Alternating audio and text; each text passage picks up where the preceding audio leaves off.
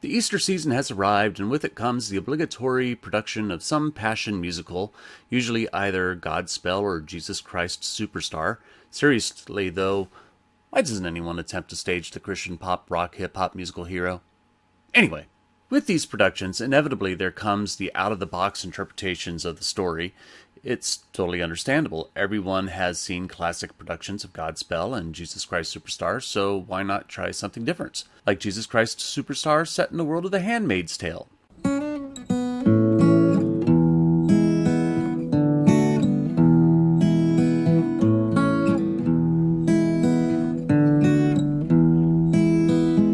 Hello and welcome to episode 55 of One Man's Opinion, where I review professional theater across Connecticut and New York. Today I am reviewing a contemporary theater of Connecticut's production of Andrew Lloyd Webber's Jesus Christ Superstar, running at their theater at 36 Old Quarry Road in Ridgefield, Connecticut, running through April 17th. So yeah, The Handmaid's Tale and Jesus Christ Superstar. In short, it mostly works. As with all, quote, new interpretations of classic material, there are a few things that don't completely translate. But in this production, directed by Daniel C. Levine, Jesus Christ Superstar is set in Margaret Atwood's dystopian future where there is an oppressive totalitarian government and fertile women are sexual slaves to the patriarchal elite. Frankly, it doesn't really matter whether or not you're familiar with The Handmaid's Tale. I would say more likely you're going to be less distracted if you aren't familiar with it, because you're not going to be aware of all the references and the alterations from The Handmaid's Tale's source material necessary to make the Jesus Christ Superstar story work. You can enjoy it strictly as a dystopian future production of the musical. Regardless, as I say, it mostly works, but there are a couple elements that don't translate, particularly the temple scene where in the Bible and the original concept for Jesus Christ Superstar, Jesus clears the temple from the money changers. Here the temple has been turned into a Jezebel brothel from The Handmaid's Tale. I don't object to the temple being used as a brothel, but there was nothing in the set design to indicate that there was any temple there in the first place.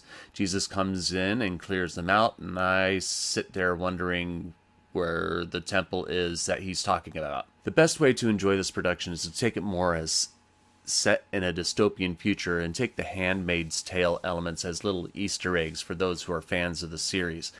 Visually, the show looks fantastic, lack of a temple aside. The dystopian society look of the set, designed by Jack Mehler, looks great. It feels dirty, grungy, and lived in, with the steel beam cross tucked away in the back, waiting for its reveal in the finale. I loved Sara Bryan's contemporary choreography. The first act in particular is robust with dancing. It is energetic, engaging, and feels natural in the show's environment. The ensemble is excellent, with standout performances by Randy Donaldson as Herod and Michael McGuirk as Pilate.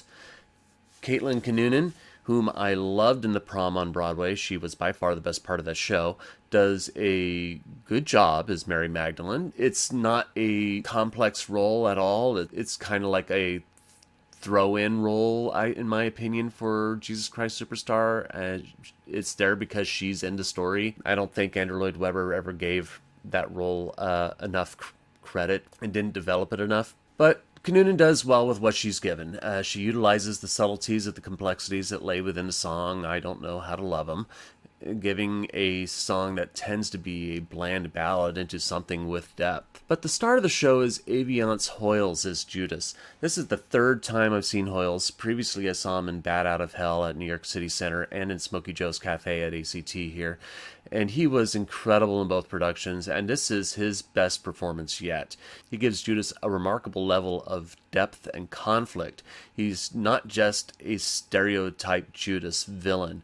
He has doubts about what his motivations are and internal conflicts that translate in his performance. Plus, he's one of the few people in the business that can actually sing Judas's part and make it sound easy. Alas, as much as I loved Hoyles, inversely is how disappointed I was with Brett Stoelker as Jesus. I get it, Jesus is a hard role. First, the music is challenging, and though Stoelker could sing the music with relative ease, there was nothing going on. Too many times I've seen productions of Jesus Christ Superstar and Godspell where Jesus is portrayed as a stoic. and that is a mistake. He is a man of passion. I mean, there's a reason the Easter week is called the Passion Week. Christians believe Jesus is 100% God and 100% human. Non-Christians believe he either didn't exist or was just 100% human. So play him like a human. Give him human feelings. He's healing the sick, feeding the poor. Show the love and joy that comes with that.